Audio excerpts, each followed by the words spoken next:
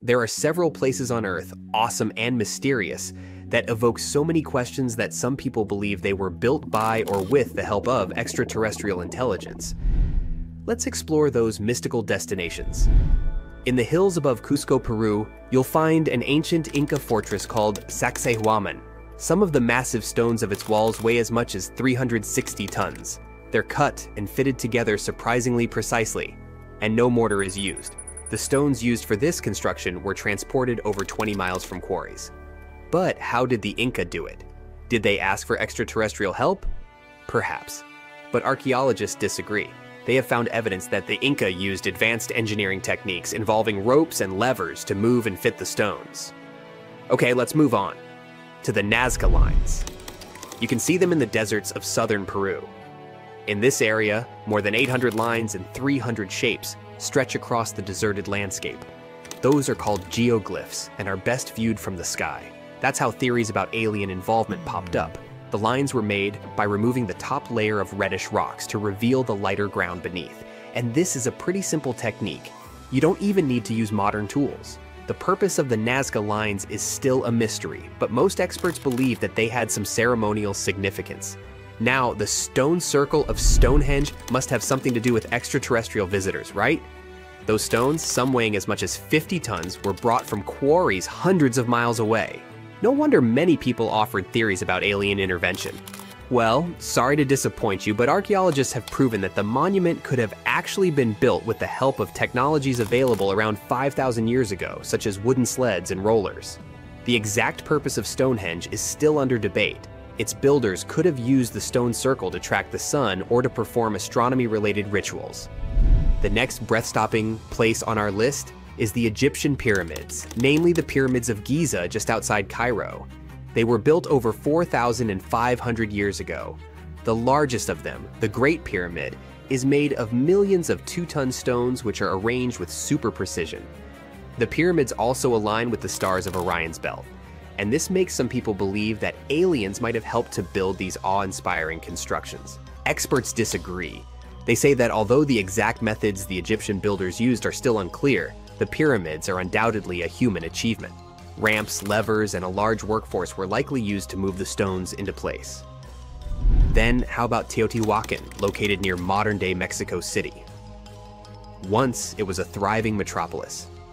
The city was built more than 2,000 years ago, and its size and advanced architecture make people wonder if aliens played a key role in its construction. In reality, the city was created by several cultures, including the Maya and Zapotec. It was a center for trade, agriculture, and other activities, but it does have some connection to space. Its layout, with the pyramids aligned to celestial events, shows a deep understanding of astronomy. And still, it was the work of human hands. Now, let's travel to one of the most mysterious islands in the world, Easter Island. Nearly 900 stone figures known as moai stand there, some towering over 30 feet tall. These statues were carved from volcanic rock more than 1,000 years ago and moved across the island to their final resting places. This impressive feat, as well as the slightly creepy appearance of the figures, makes you think about some alien intervention, doesn't it? Well, another disappointment. It's believed that the Rapa Nui people used wooden sleds or rolling logs to transport the statues, and there's no evidence that extraterrestrials were involved. The last destination isn't even on Earth. In 1976, NASA's Viking 1 orbiter captured an image of what seemed to be a face on Mars. It sparked numerous theories about alien activity. The face seems to be staring up from the Martian surface, like evidence of the activity of an ancient alien civilization. But more detailed images from 2001, taken by the Mars Global Surveyor, revealed that the so-called face was just a natural mesa, an isolated flat-topped hill with steep sides. One of the greatest mysteries in human history is probably the origins of the Great Pyramid of Giza. This massive, awe-inspiring structure has been puzzling pretty much everyone for thousands of years. How did ancient engineers, without modern tools or machines, manage to pull off something so jaw-droppingly monumental? Could it be that they had a bit of extraterrestrial help? We'll dwell on this theory a bit later, but first, how about one of the more tradiatonal explanations? It claims that ancient workers could have built massive ramps to haul giant stones up to the pyramid's higher levels. It sounds reasonable until you find out that there's barely any archaeological evidence for these ramps.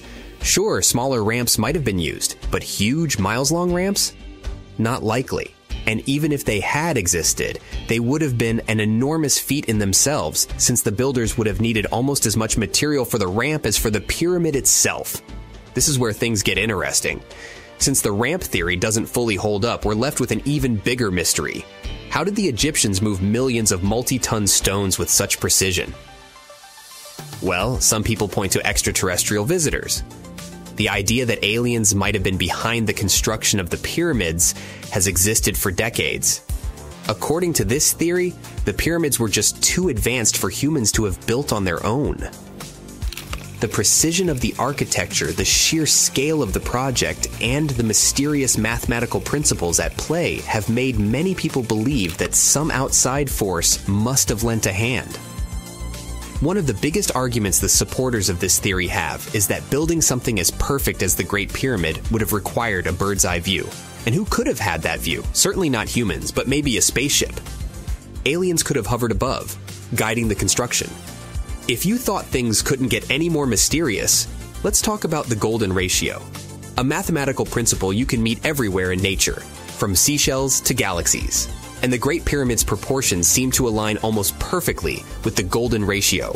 Alien theorists point to this as evidence that the Egyptians couldn't have pulled this off without some extraterrestrial help.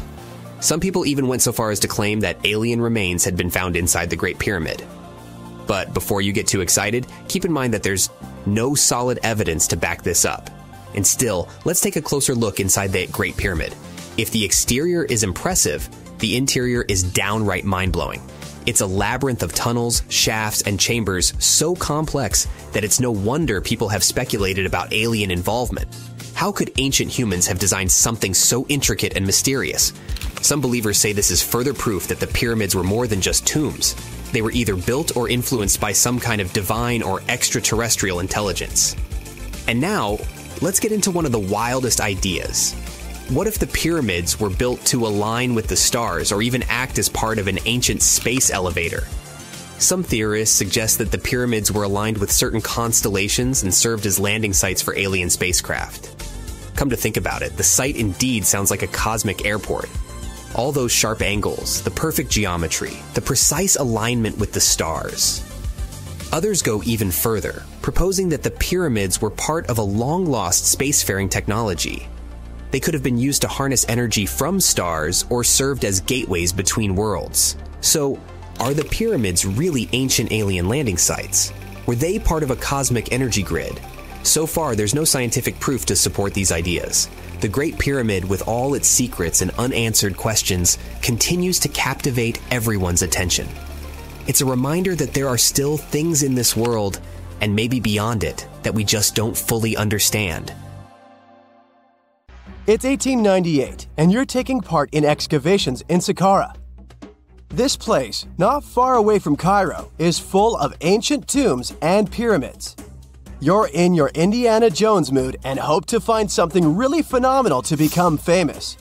Gold, manuscripts, treasure maps, mummies of famous pharaohs. Wait, a wooden bird? You're really disappointed as it looks like a regular toy. An old one, but still. Little do you know that years later, someone would propose that your bird was actually an ancient monoplane. So the artifact, nicknamed the Saqqara bird, is made of a sycamore tree. The birdie has a wingspan of just 7 inches and weighs around 40 grams. A perfect original souvenir from Egypt, I would say.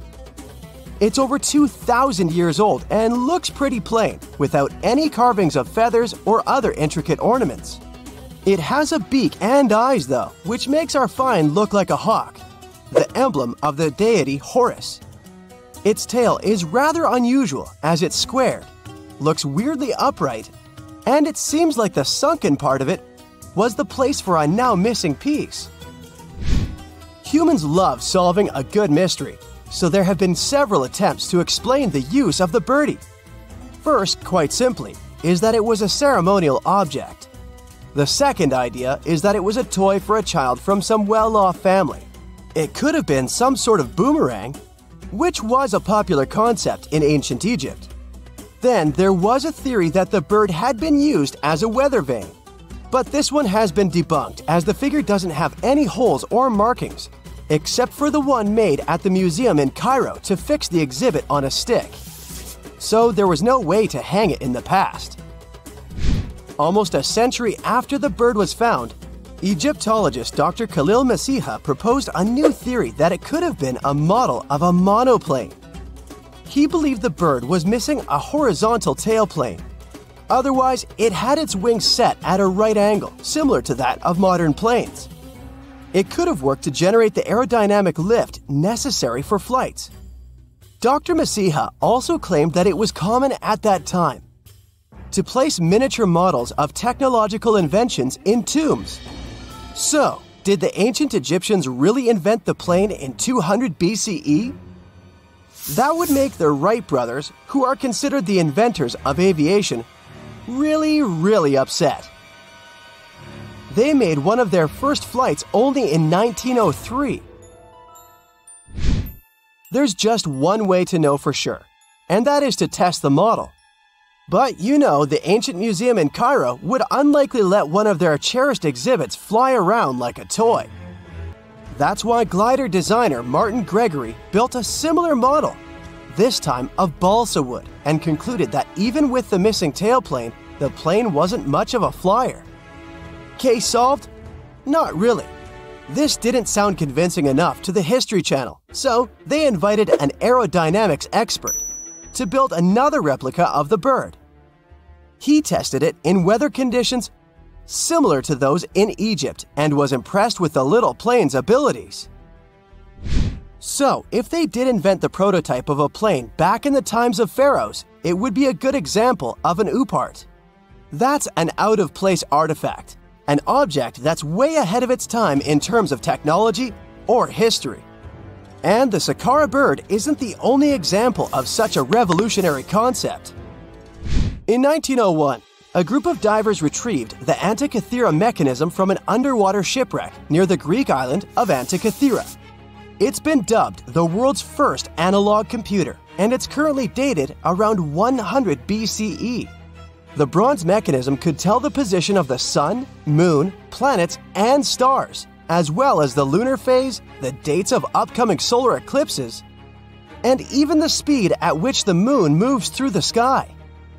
No one's sure who used it and how or where it was made, but it's obvious that it's extremely precise and way too advanced for its time. The first flushing toilets in the world were invented in the middle of the 20th century. Just kidding.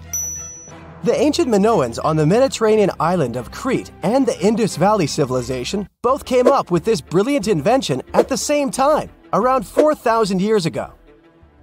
The plumbing and sanitation were so well done that no one managed to design anything better until 2,000 years later. One ancient Minoan lavatory was discovered at the Palace of Knossos. It looks like it had a wooden seat set over a tunnel that directed water from a rooftop reservoir to an underground sewer. Other varieties got water from jugs. Only the super rich people could afford all this glory. So if you wanted to shop for real estate back then, the flushing toilet would be a telltale sign you were in the rich neighborhood. Automated doors became a cool, seemingly new invention back in 1931. But the technology behind them is actually much older. Think the 1st century CE old.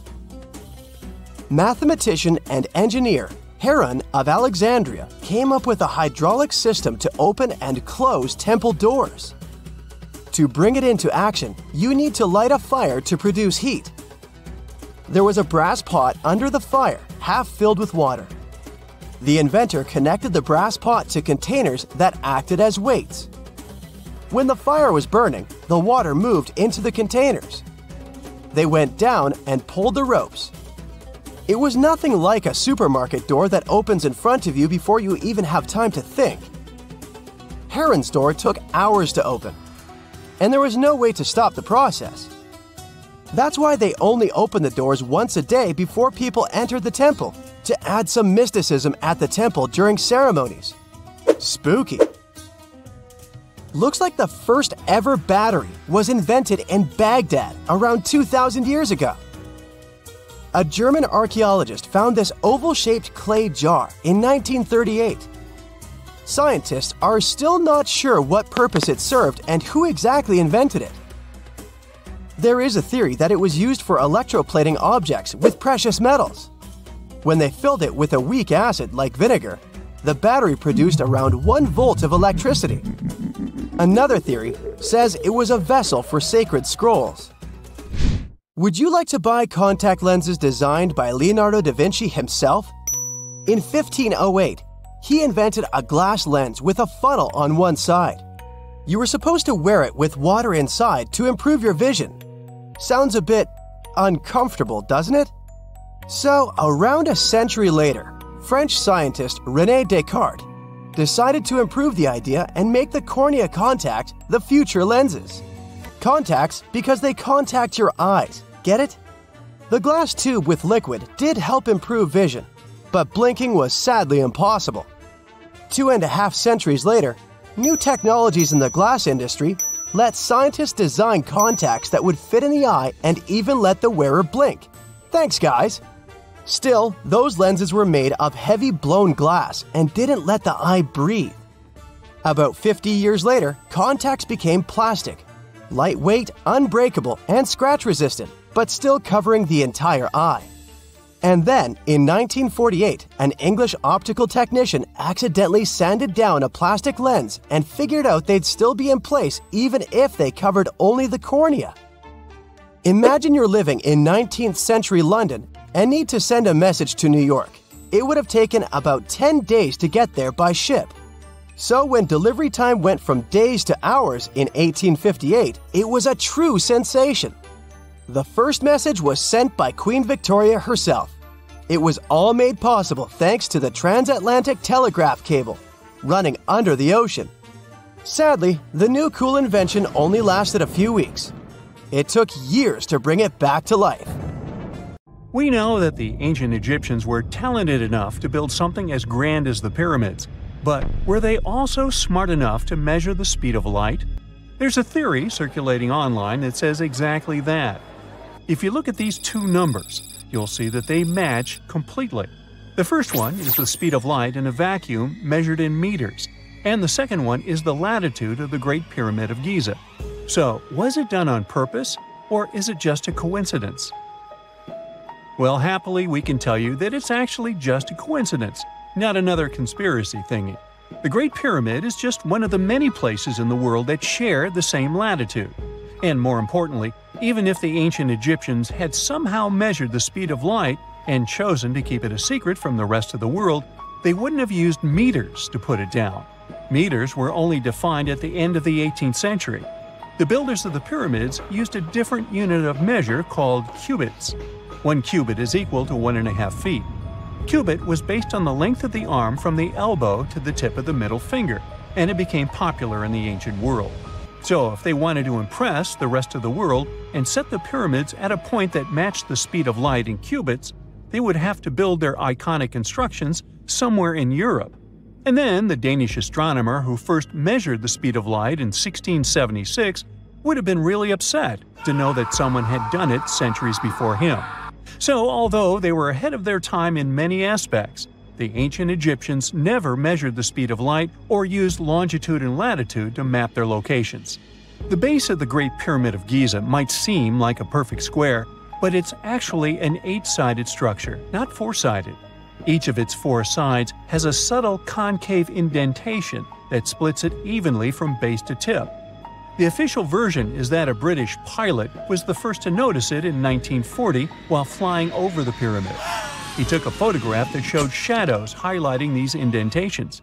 Some people think these lines are only visible from above and can best be seen at dawn and dusk during the spring and autumn equinoxes.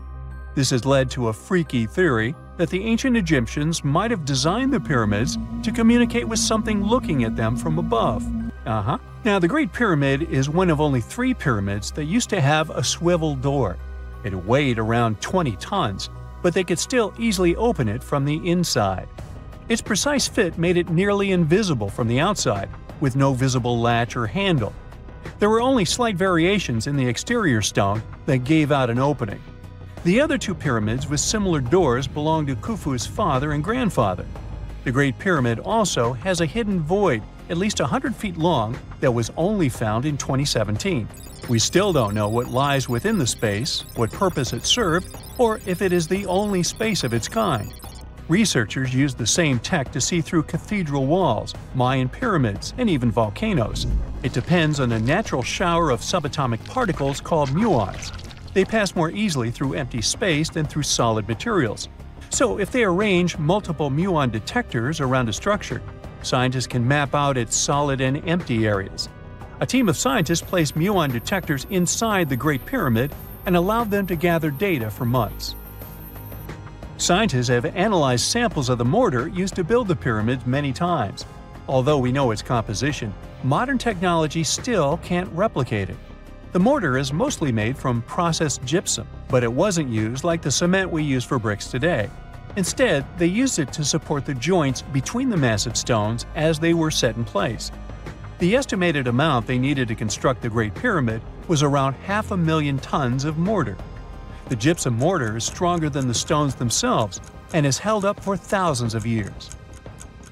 Now, all four sides of the Great Pyramid are aligned with the cardinal points – north, south, east, and west. According to geologist and engineer Glenn Dash, the alignment is accurate to within 4 minutes of arc, or 1/15th of a degree.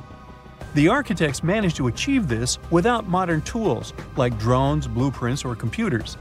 Many researchers try to explain this construction miracle. Maybe they used the pole star or the sun's shadow. Dash recently proposed a new, simpler idea. The Egyptians might have used the autumnal equinox to align the pyramids.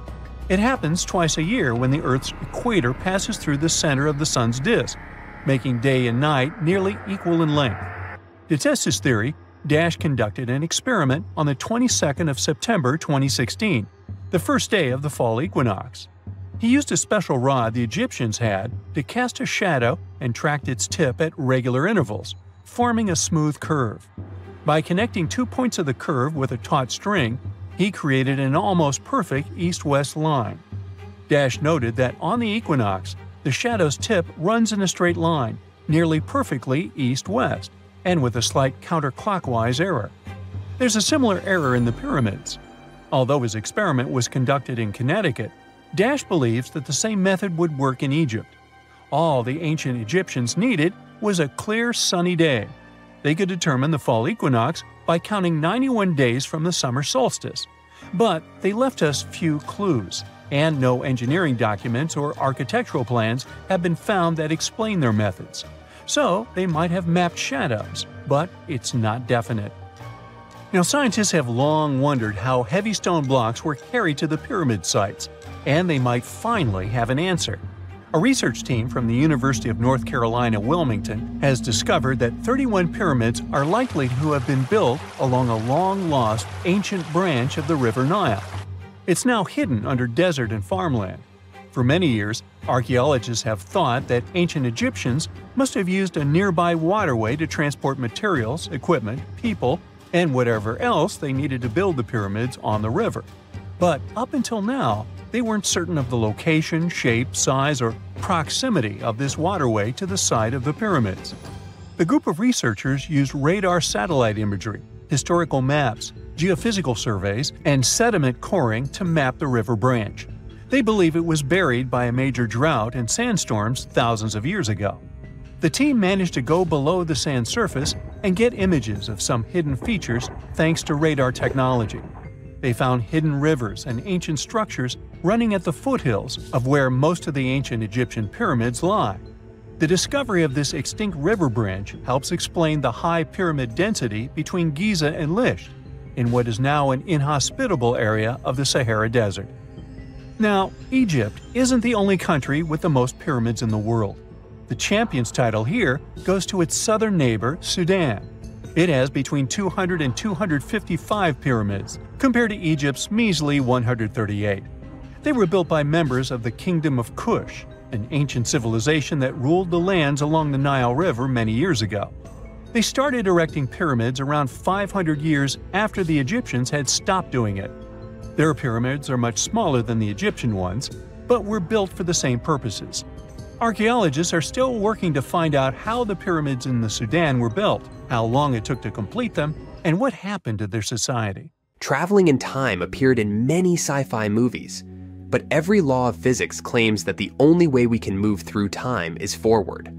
Well, thanks to some very exciting properties of space and time in Einstein's general relativity, going back in time seems to be possible after all. According to Einstein, space and time are not separate entities. They're woven together in the fabric of space-time. There's also a quantity that generalizes the concept of distance into 4 dimensions, the space-time interval. It takes into account distance in time. In other words, if you're resting, your spatial position doesn't change and you're moving through time forward at 1 second per second. But if you're moving and your spatial position changes, you travel through time more slowly. All because objects in relative motion experience something known as time dilation.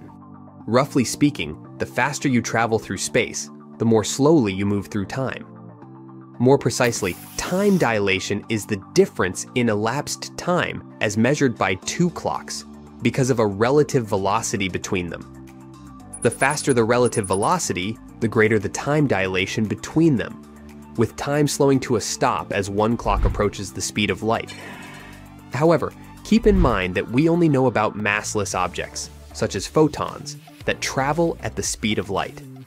Theoretically, if you could move faster than the speed of light, you'd become a tachyon, a hypothetical particle that always travels faster than light.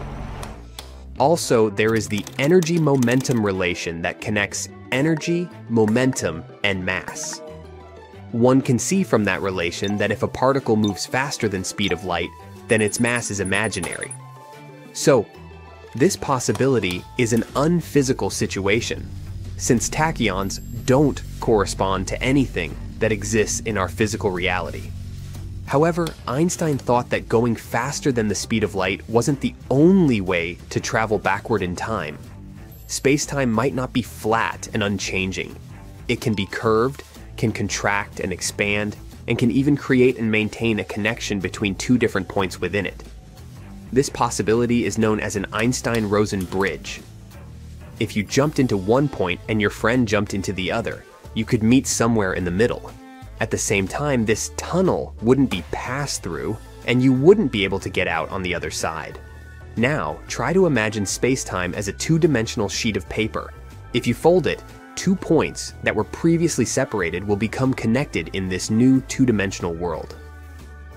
This property of space-time might be the most important concept of time travel. You probably know this concept under the name of a wormhole. And it's tightly linked to black holes, regions of space containing so much matter and energy that any light emitted from that region, as well as any matter and radiation that falls there, will never escape. And it doesn't matter how much energy it has or how fast it's moving, even if it's the speed of light.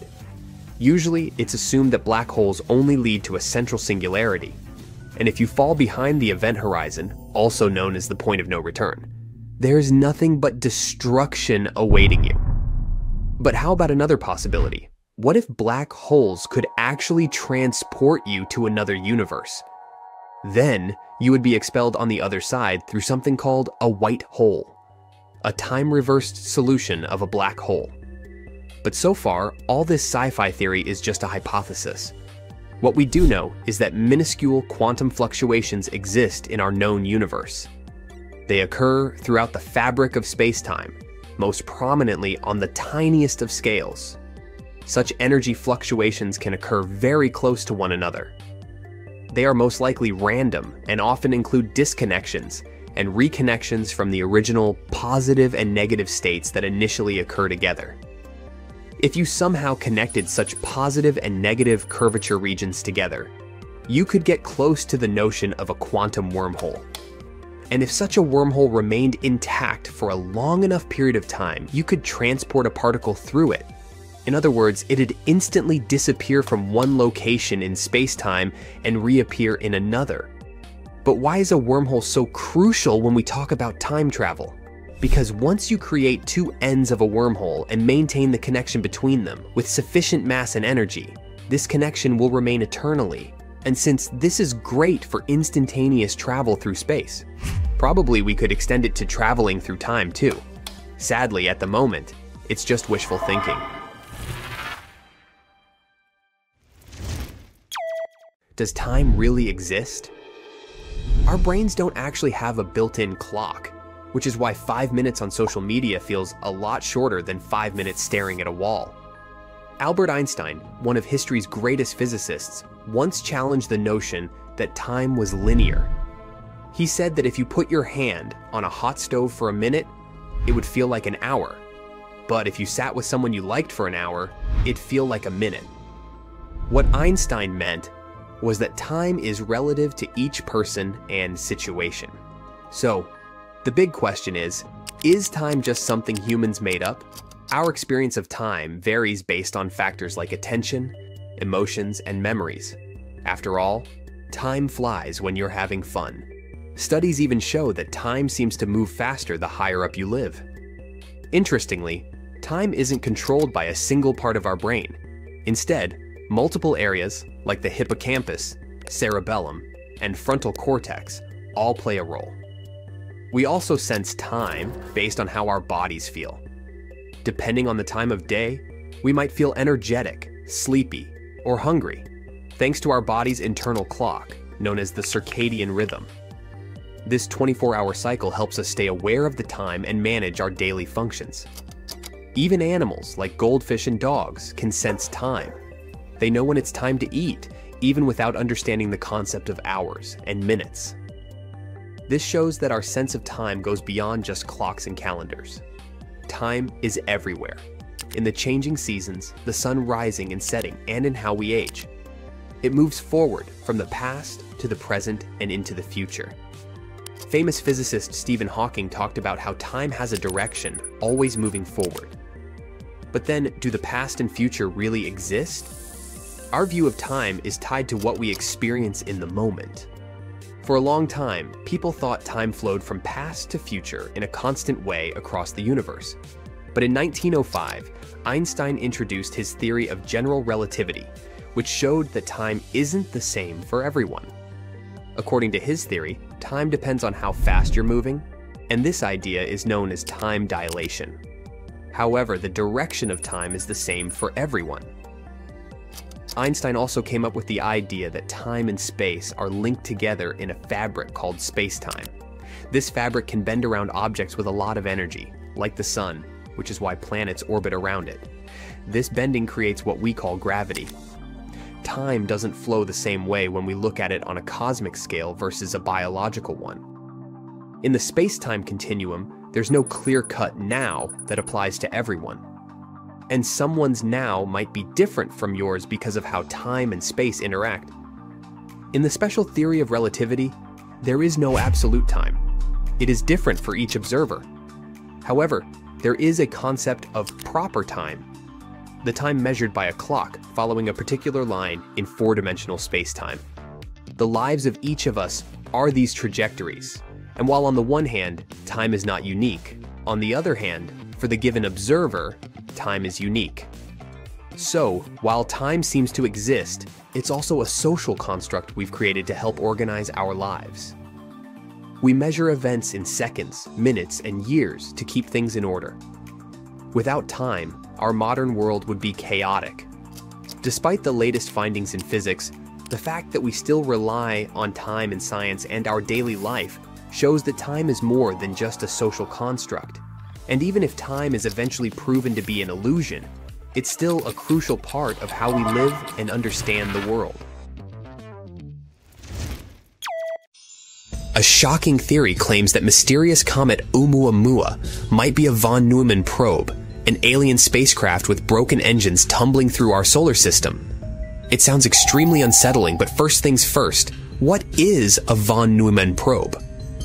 Mathematician John von Neumann suggested the concept of self-replicating spacecraft that could in some ways mimic the features of living organisms or viruses.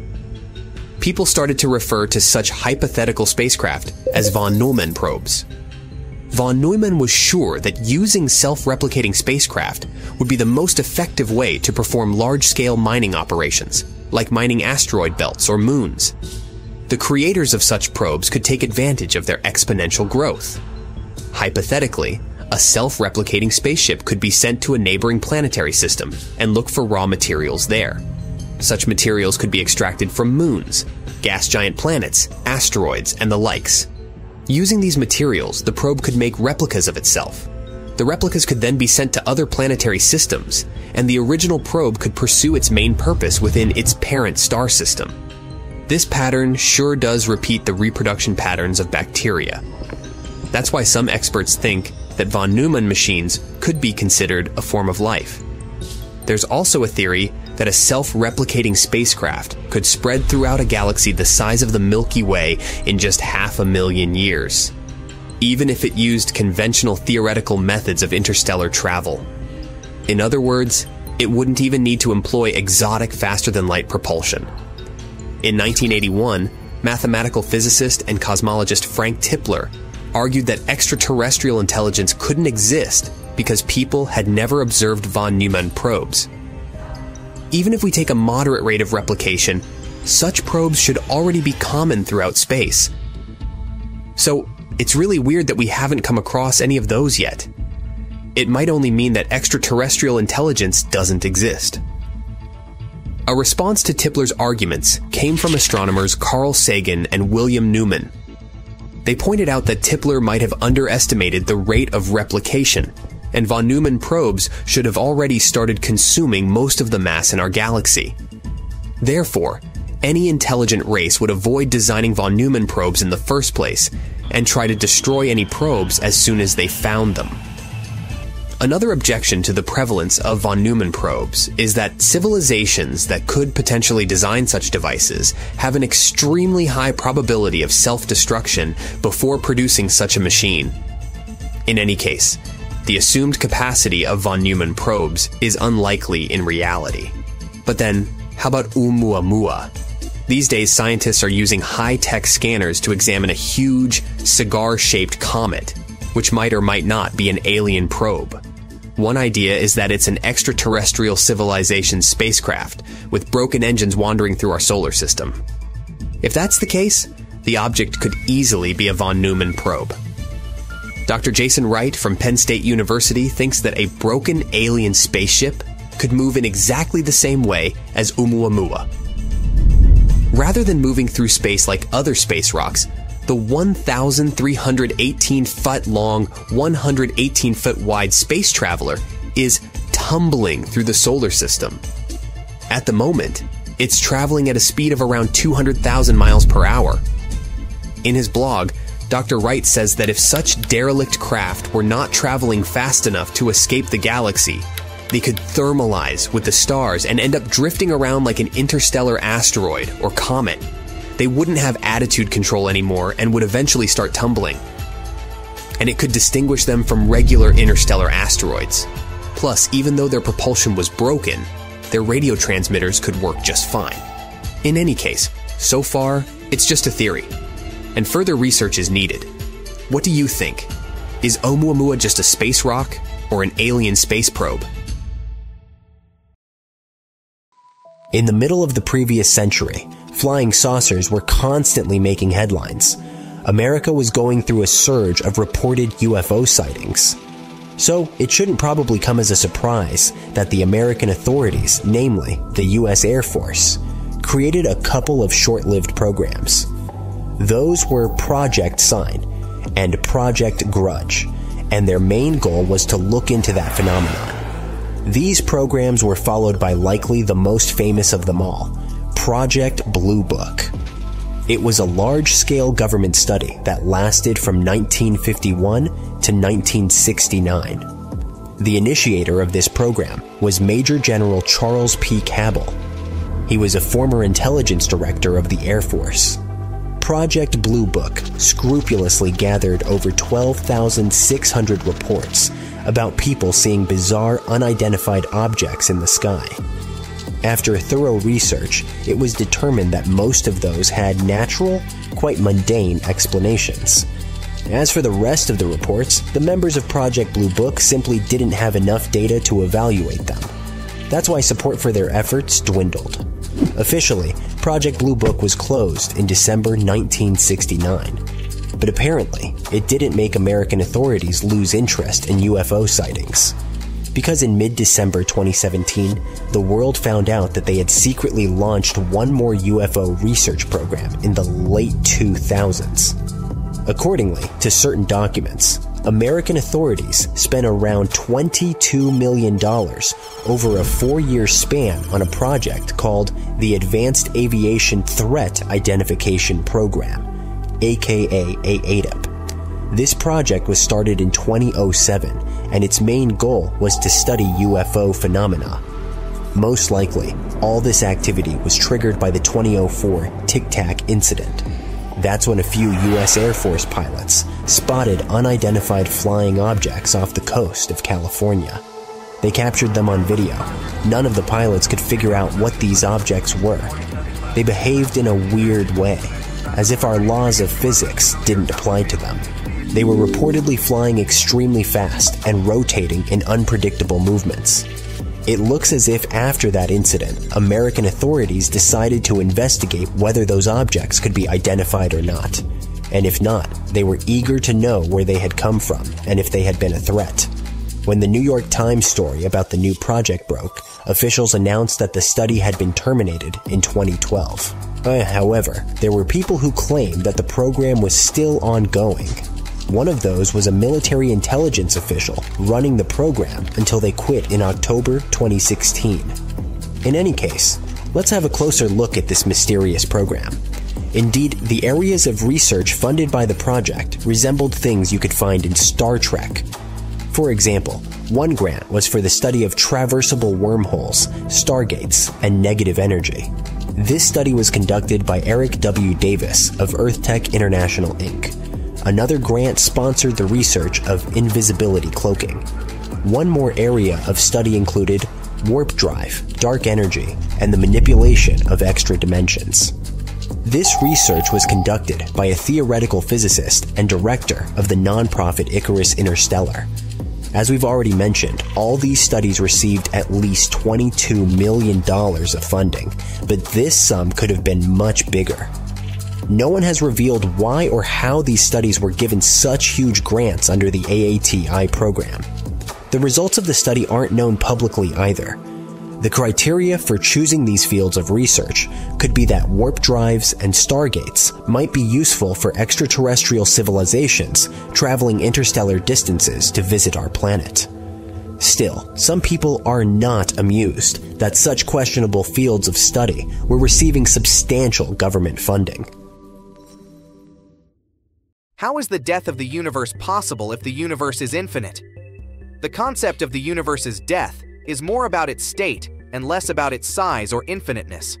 Several theories predict how the universe could end, but they often focus on the thermodynamic properties, energy distribution, and the fate of matter over time, rather than the universe ceasing to exist entirely. Here are a few scenarios based on current scientific understanding: heat death or the Big Freeze. This is the most widely accepted scenario, based on the second law of thermodynamics. Over trillions of years, it's theorized that the universe will reach a state of maximum entropy, where all energy is evenly distributed and no work can be performed.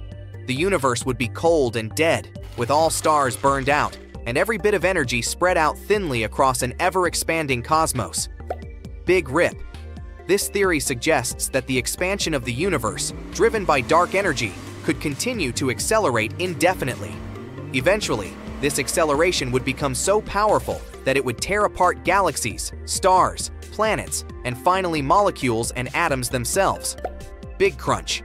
The opposite of the Big Bang, this theory proposes that the expansion of the universe could reverse, causing the universe to collapse back on itself into a singularity. This scenario is less favored now because observations suggest the universe's expansion is accelerating, not slowing down. Big Bounce.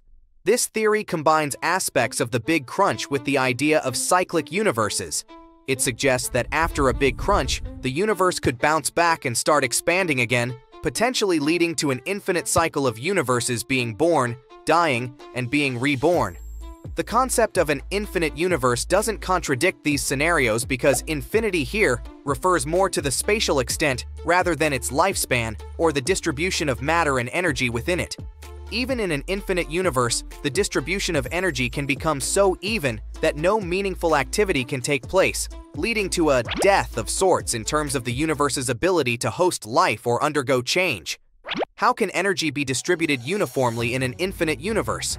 If the universe is infinite, then there must be infinitely many regions where energy is not evenly distributed.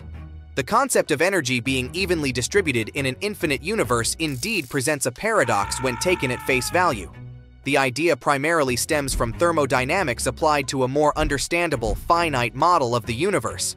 However, applying these principles to an infinite universe requires some nuance: local versus global uniformity. In an infinite universe, energy could become evenly distributed on a local scale, within observable regions, rather than globally. The observable universe, the part we can see and measure, might reach a state of maximum entropy, where energy within this region is evenly spread out.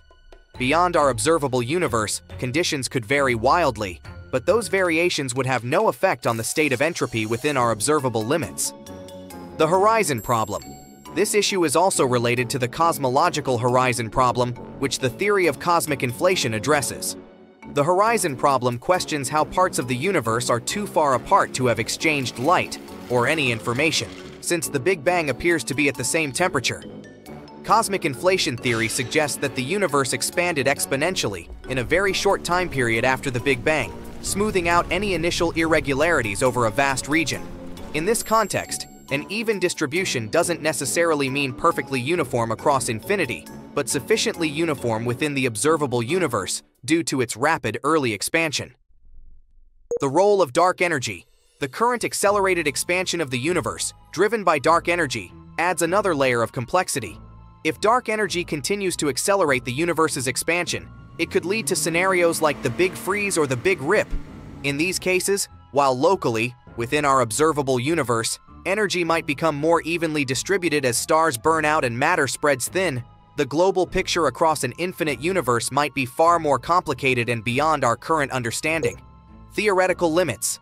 The discussion of energy distribution in an infinite universe touches on the limits of our current theories. General relativity, quantum mechanics, and thermodynamics are all based on observations and experiments within the observable universe. Extrapolating these theories to an infinite cosmos involves assumptions that may not hold universally.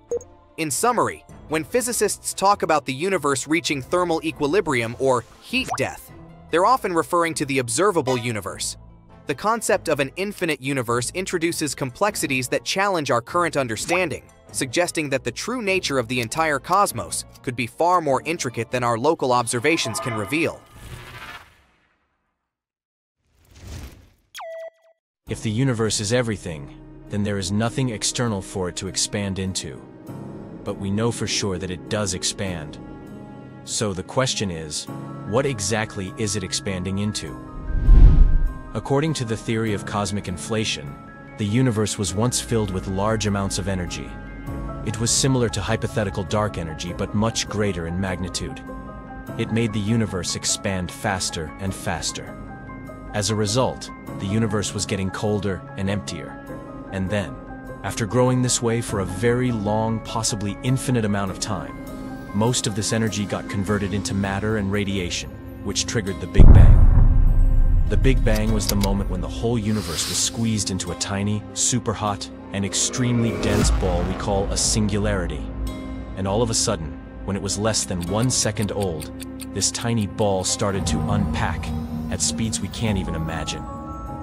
It was so hot that particles were moving extremely fast, crashing into one another and creating pairs with their opposites, like matter and antimatter. When the universe was 1/100th of a billionth of a trillionth of a second in age, it experienced an incredible burst of expansion that we know as inflation. At that moment, the universe doubled in size at the speed of light. And after that, it doubled in size at least 90 more times, growing from a subatomic size formation to a Gulf-sized structure almost instantly.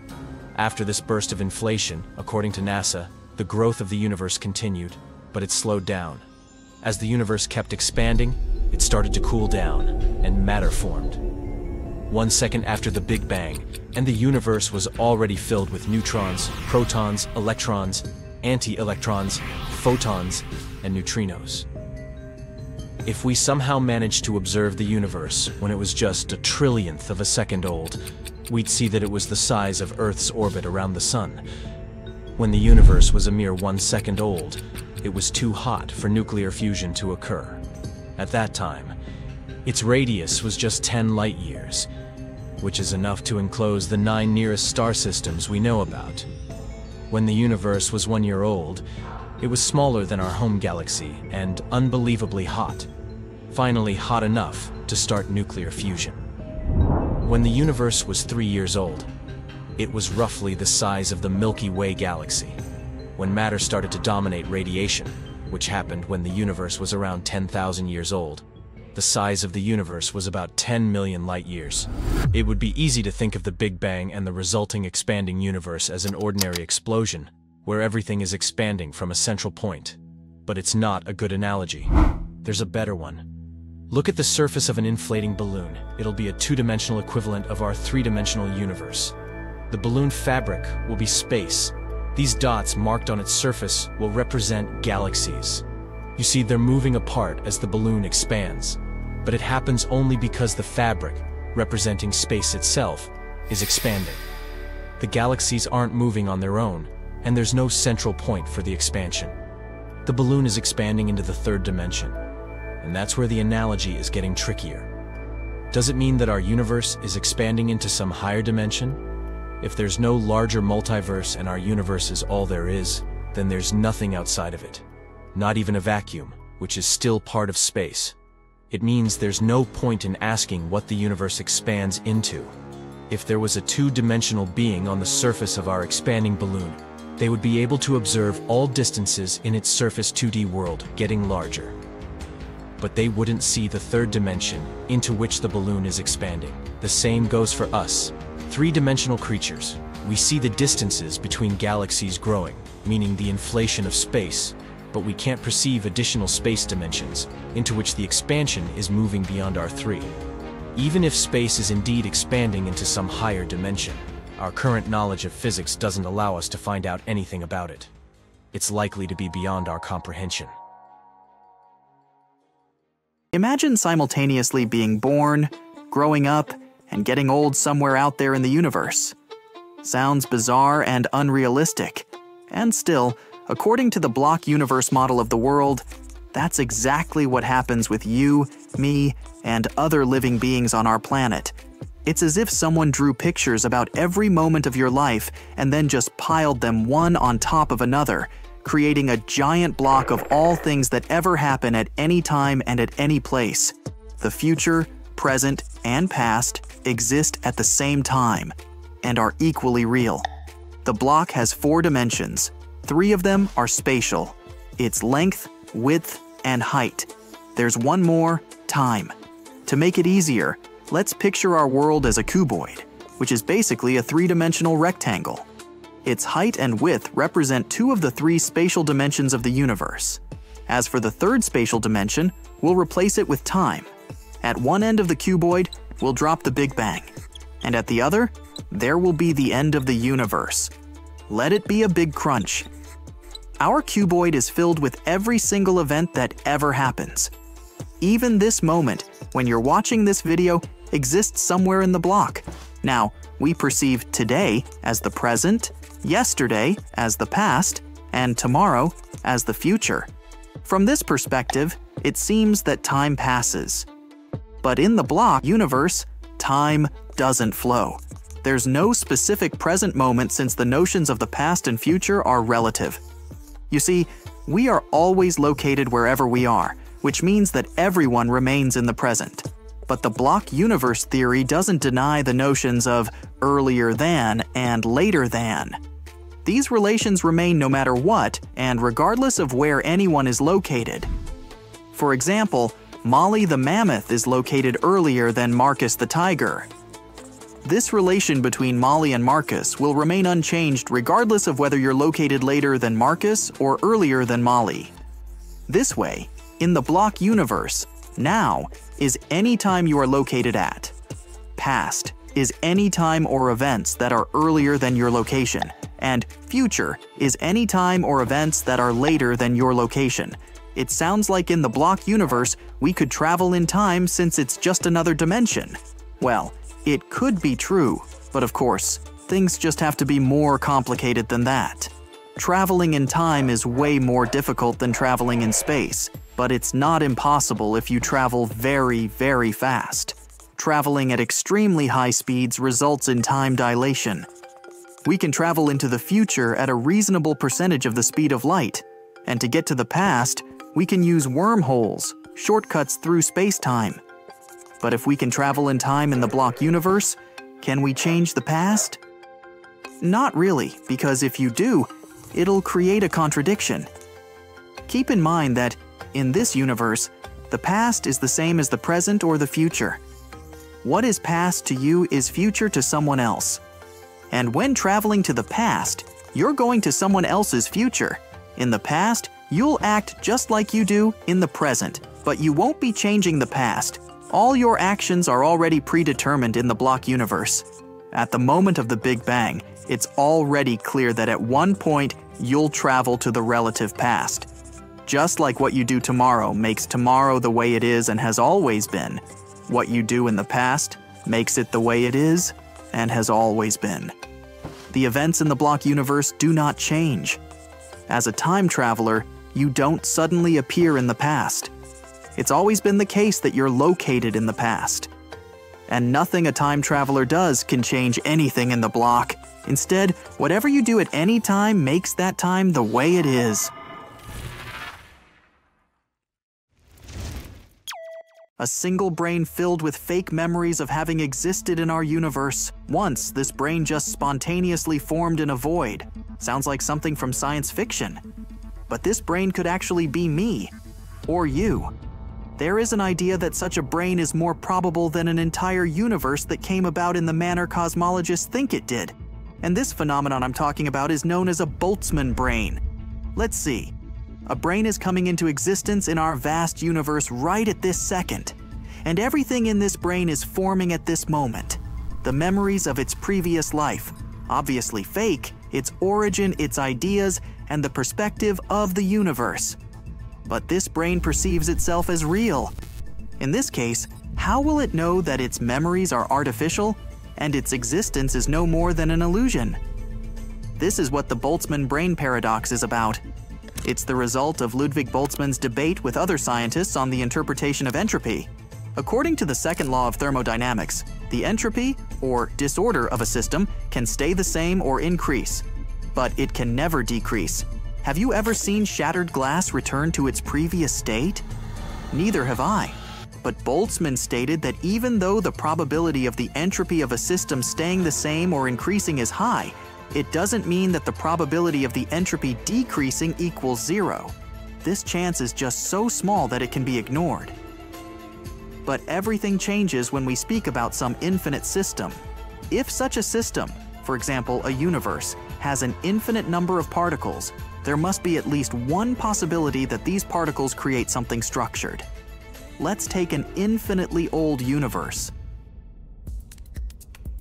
Such a universe means an infinite number of possibilities where the entropy increases, and a tiny chance of its reduction when particles come together and form a structure instead of existing randomly.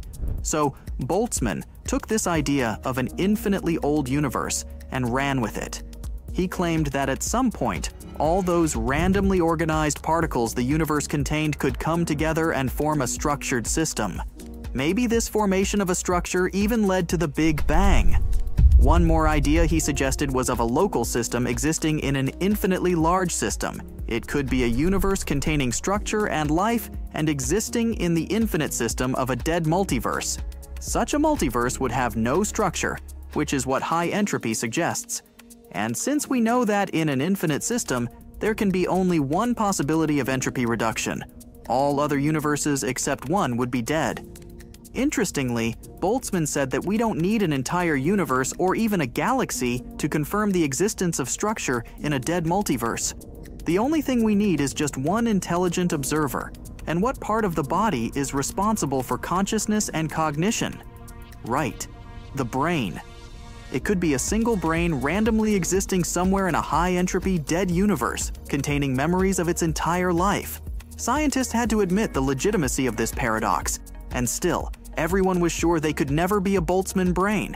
Everyone knew their existence was not artificial. But that's exactly what a Boltzmann brain would think. After all, it wouldn't know that its memories and existence are fake. This realization caused quite a commotion in the scientific world. People started to research the probability of one being a Boltzmann brain, and it turned out that the existence of a Boltzmann brain in an infinite universe is way higher than the probability of a human brain.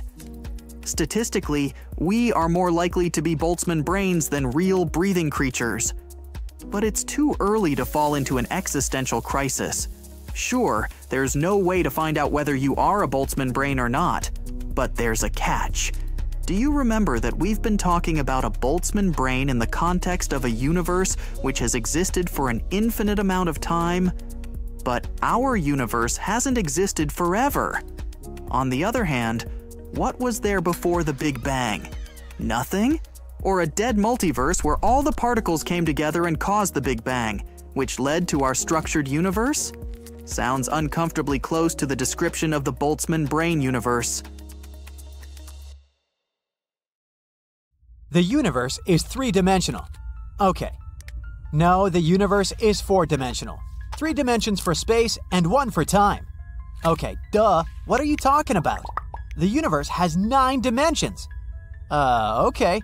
Come on, guys. The universe is flat. Wait, what? However strange it may sound, all these statements are kinda true. How come? The theory of general relativity allows for the universe to take one of 3 forms. It can be flat, like a sheet of paper. It can be completely closed, like a sphere. Or it can be shaped like a horse's saddle. It's very important to figure out the shape of the universe. This way, we can learn about its past and future. It can answer crucial questions. Is the universe going to expand forever, or will it eventually collapse? Is it finite or infinite?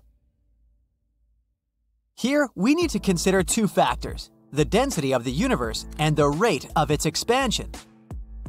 Now, hear me out. About 68% of the universe is dark energy. 27% is dark matter, and the remainder is normal matter. That's what stars, planets, and our bodies are made of. And when we speak about the universe's density, we mean the amount of matter packed into a given volume of space. And the density of the universe is so great that its gravity is more powerful than the force of its expansion. Then the universe will curl into a sphere. This is what we call the closed model. The coolest thing about such a universe, even though it is finite, it has no bounds. However paradoxical it may sound, if you found yourself in this universe, you would travel its space forever without falling over an edge or hitting a wall. But if the density of the universe was low, it would be unable to stop its expansion. In this case, space will warp in the opposite direction, creating an open universe shaped like a saddle. But the most popular theory, and the most bizarre-sounding one, is that the universe is flat. It might be possible if its density is just right, and it expands in every direction without curving negatively or positively. Scientists claim that it's the most plausible scenario, by the way. So, if you're disappointed by our planet's roundness, the flat universe might come as some consolation. But what does a flat universe mean? I mean, our 3D world seems very real. Can it be just an illusion? Nah. The flatness of the universe isn't that 2-dimensional flatness you might be imagining right now. To help you understand this concept better, I'll tell you this. In a flat universe, 2 rockets flying next to each other will always remain parallel. In a closed universe, their paths will diverge, and they will follow the curvature of space and eventually make a loop and meet where they started. And in an open universe, these rockets will separate and never come across each other again. Of course, it'll take a lot of time to prove that the universe is indeed flat. But so far, astronomers don't have even the slightest reason to doubt this theory. All the data they have is consistent with this flatness. For example, the imprints left on galaxies from sound waves that occurred right after the Big Bang also support this theory. In other words, right now, scientists agree that the universe we live in is like a three-dimensional sheet of paper. Good luck trying to imagine this. But if this idea is wrong and the universe is actually curved, it must be ginormous, because those 93 billion light-years we can observe aren't a large enough portion to let us see even a tiny curvature. So, it might be wrong to say the universe is flat. It's probably better to announce that the little bit of the universe we see is flat.